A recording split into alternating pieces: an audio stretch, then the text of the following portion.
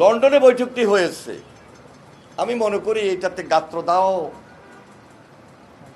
হওয়াটা উচিত ছিল না, এবং এটা নিয়ে বক্তব্য দিব এটারও প্রয়োজন ছিল না।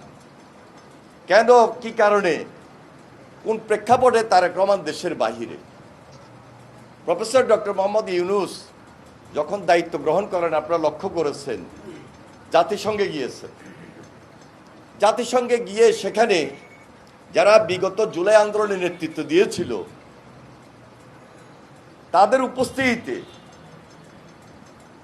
বিভিন্ন দেশের রাষ্ট্রপ্রধানদের সামনে তাদের প্রশংসা করেছে, এবং আন্দোলন সংগ্রামে যে তারা অগ্রণী ভূমিকা পালন করেছেন সেই কথাটিও ব্যক্ত করেছেন। আমরা বিএনপি দেশে বসে এর প্রতিবাদ করি নাই, আন্দোলন তো আমরা সবাই মিলে করেছি। আমরা শুধু জুলাই আন্দোলনেই শরিক ছিলাম না, গত 15-16 বছর আমাদের ত্যাগ শিকার, আমাদের কষ্ট, আমাদের শ্রম, আমাদের ঘাম আমাদের পাশ থেকে শহীদ হয়েছে, গুমের শিকার হয়েছে, খুন হয়েছে। আমরা অত্যাচারিত, নির্যাতিত, জেলে ছিলাম, মামলা খেয়ে আমরা বাসা বাড়িতে থাকতে পারি নাই। কিন্তু আমরা অত্যাচার, নির্যাতন সহ্য করেও এই আন্দোলন সংগ্রাম থেকে সরে যাই নাই। আমরা আন্দোলন সংগ্রামে ছিলাম, বীর দর্পে ছিলাম, খালেদা জিয়ার নেতৃত্বে ছিলাম, তারেক রহমানের নেতৃত্বে ছিলাম। তারেক রহমান দেশের বাইরে থাকলেও তার গাইডেন্সে ছিলাম। এই তারেক রহমান তিনি আমাদেরকে শুধু একত্রিত করেন নাই, দেশবাসীকে এই আন্দোলন করার জন্য একত্রিত করেছেন, সকল দলের জন্য কথা বলেছেন। কোন প্রেক্ষাপটে তারেক রহমান দেশের বাইরে আছেন এটা তো নতুন করে বলার কোনো প্রয়োজন নাই। তাহলে একটা বৈঠক দেশের বাইরে হয়েছে, এটার জন্য কেন কৌশলী হয়ে এত কথা বলতে হবে? কারণ আমরা তো আন্দোলনটা করেছি একটা টার্গেটে পৌঁছার জন্য। সবাই মিলে আন্দোলন করেছি, সবাই মিলে আন্দোলন করেছে ফ্যাসিস্টের বিরুদ্ধে, হাসিনার বিরুদ্ধে, সুন্দর বাংলাদেশ গড়ার জন্য, আগামীর বাংলাদেশটাকে নতুনভাবে নির্মাণ করার জন্য। তাহলে আজকে এই যে জামাতের আমির সাহেব, একসঙ্গে জেলে ছিলাম, ডাক্তার শফিকুর রহমান, একসঙ্গে জেলখানায় ছিলাম কাশিমপুরে দীর্ঘদিন। আমরা তার সঙ্গে সার্বক্ষণিক কথাবার্তা বলেছি, আন্দোলন সংগ্রামের কথা বলেছি, জেলখানায় একসঙ্গে খেয়েছি, একসঙ্গে নামাজ পড়েছি। 28 তারিখে আমরা সবাই জেলে ছিলাম, 28 তারিখে আপনারা অনেকেই মাঠে ছিলেন।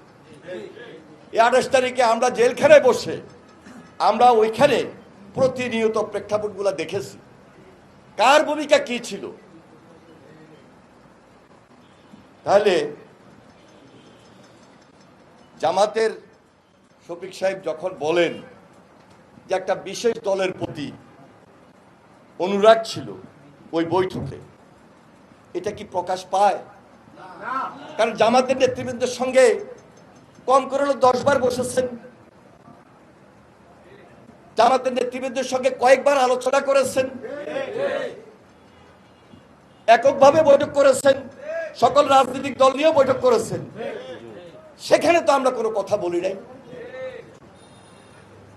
তাহলে আজকে বাংলাদেশের এমন একটা প্রেক্ষাপট, বৃহত্তর জনগোষ্ঠী,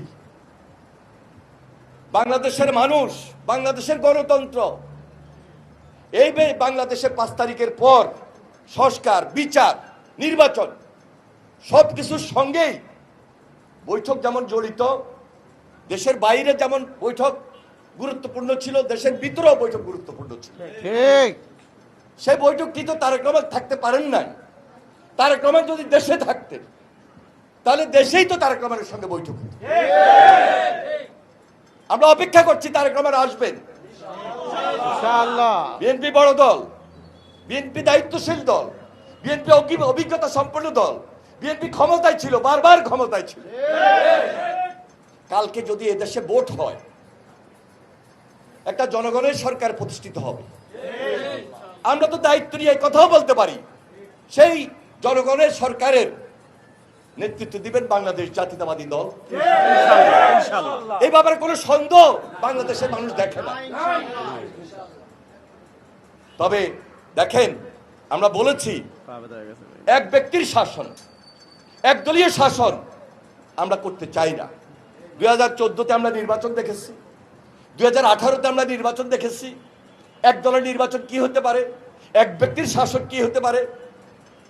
যার কারণে তারেক রহমান 2018-র পর থেকে আপনারা লক্ষ্য করেছেন 31 দফা ঘোষণা করেছেন যে আমরা এই দেশে কোনো সুযোগ পেলেও আমরা জাতীয় ঐক্যমতের সরকার গঠন করব, সবাইকে নিয়ে, বিশেষ করে যারা ফ্যাসিবাদ বিরোধী আন্দোলন আমরা একসঙ্গে ছিলাম।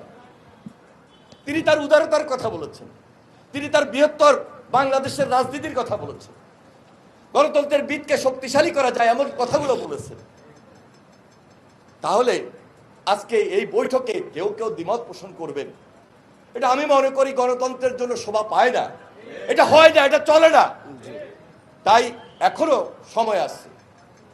আমি মনে করি গণতন্ত্রের স্বার্থে, বৃহত্তর স্বার্থে, ক্ষুদ্র স্বার্থকে ত্যাগ করে বৃহত্তর স্বার্থের জন্য সবাইকে এক মঞ্চে, সবাইকে একটা প্রেক্ষাপটে, একটা অবস্থানে, একটা ঐক্যে, শুধু ঐক্যের ভিত্তিতে আমাদেরকে চলা উচিত।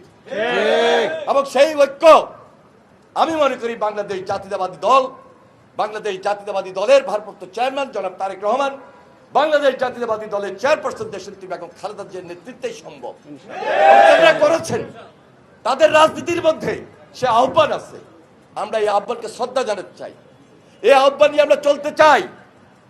কারণ আমাদের সবার টার্গেট একটা, যে সুন্দর বাংলাদেশ গড়ে তুলব। আমরা সবাই মিলে ফ্যাসিবাদের বিরুদ্ধে লড়াই করেছি, সংগ্রাম করেছি।